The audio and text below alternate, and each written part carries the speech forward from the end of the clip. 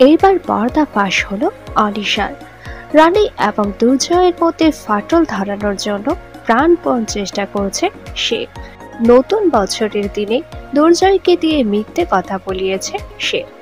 রানী বুঝতে পারে কিছু একটা হয়েছে, তাই সে বারবার দুর্জয়ের সাথে ফোনে যোগাযোগ করার চেষ্টা করে, কিন্তু শেষ পর্যন্ত সে পৌঁছে যায় নার্সিং হোমে। সেইখানে গিয়ে জানতে পারে দুর্জয় নাকি টলতে টলতে অনিশার সাথে বেরিয়ে গিয়েছে, কিন্তু তারা কোথায় গিয়েছে তা জানে না কেউই। এতে রানীর মনে জমে দুশ্চিন্তার কালো মেঘ। সে বারবার ফোন করলেও তার ফোন তুলছে না কেউ। শেষ পর্যন্ত সে বাধ্য হয়ে ফোন করে গুপ্তাজিকে। এত রাতে ফোন পেয়ে অবাক হয়ে যায় গুপ্তাজি। তিনি ভেবেছেন হয়তো কোনো ইমার্জেন্সি রয়েছে, নয়তো রানী এত রাতে ফোন করবে কেন। এইদিকে দুর্জয়কে নিয়ে বাগান বাড়িতে চলে আসে অনিশা।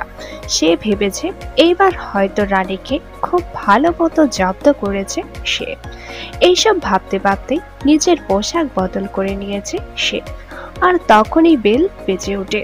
দরজা খুলে দেখে বাইরে রয়েছে গুপ্তাজি, রানী এবং হৃদম।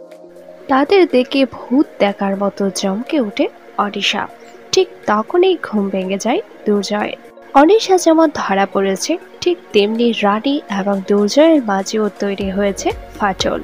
কি করে এই সম্পর্ক আবার জোড়া লাগবে সেটাই দেখার।